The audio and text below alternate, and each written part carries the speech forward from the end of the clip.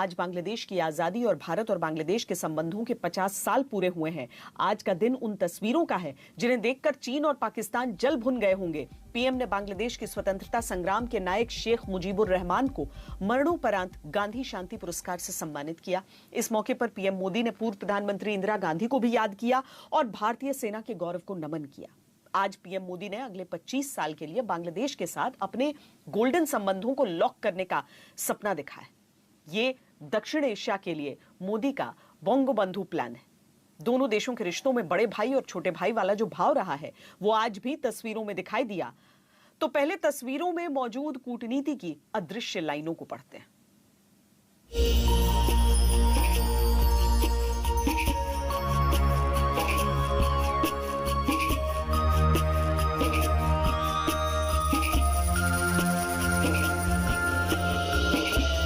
PM Modi को लेकर उड़ान भरने वाला वीवीआईपी विमान एयर इंडिया 1 जब ढाका में टचडाउन हुआ तो दोस्ती का माहौल गोल्डन जुबली वाला हो गया।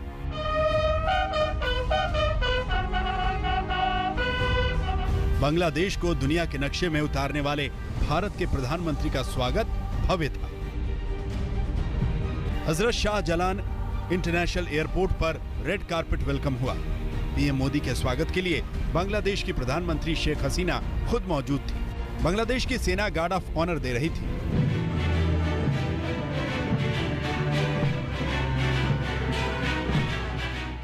ढाका की सड़कों पर हिंदुस्तान का झंडा लहरा रहा था।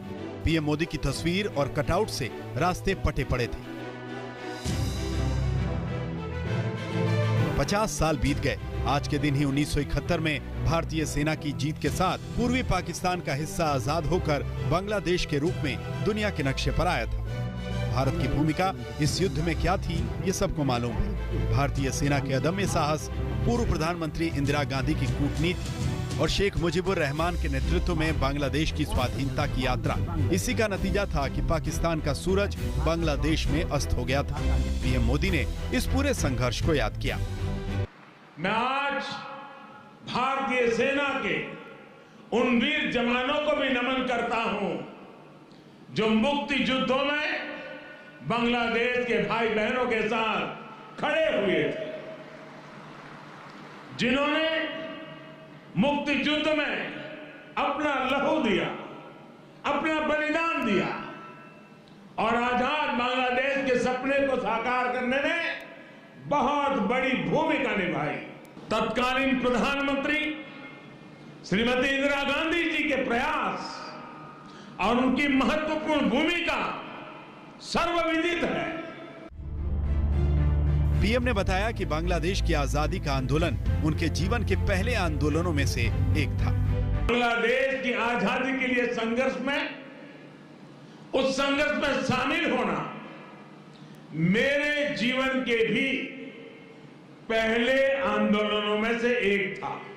मेरी उम्र 20-22 साल रही होगी जब मैंने और मेरे कई साथियों ने बांग्लादेश के लोगों की आजादी के लिए सत्याग्रह किया था। बांग्लादेश की आजादी के समर्थन में तब मैंने गिरफ्तारी भी दी थी और जेल जाने का अवसर भी आया था। यानी बांग्लादेश की आजादी के लिए जितनी तड़प इधर थी उतनी ही तड़प उधर भी थी। बांग्लादेश भारत का स्वाभाविक मित्र है। इतिहास एक है, विरासत एक है, चुनौतियां एक हैं। बंगाल की खाड़ी में बांग्लादेश की खास रणनीतिक पोजीशन है। चीन पिछले कई वर्षों से बांग्लादेश पर डोरे डाल रहा है। ऐसे में भारत बांग्लादेश के साथ अगले 25 सालों की कूटनीतिक यात्रा को लॉक करना चाहता है और साथ ही विस्तारवाद और आतंक को जवाब देना चाहता है।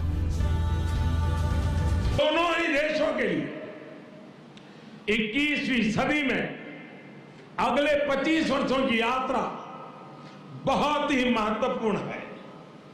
हमारी विरासत भी साझी है, हमारा विकास भी साझा है, हमारे लक्ष्य भी साझे हैं, हमारी चुनौतियां भी साझी हैं।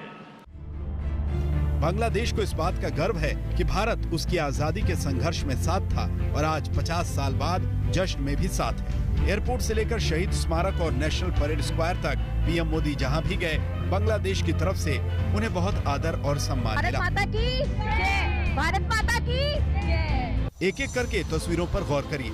एयरपोर्ट पर स्वागत के बाद पीएम ने सावर में राष्ट्रीय शहीद स्मारक में शहीदों को श्रद्धांजलि दी।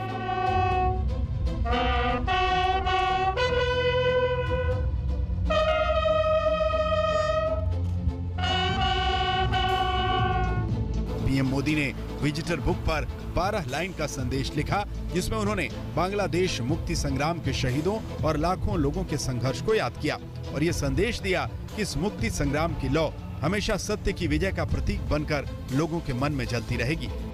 और शहीदों के सम्मान और याद में एक पौधा भी लगाया।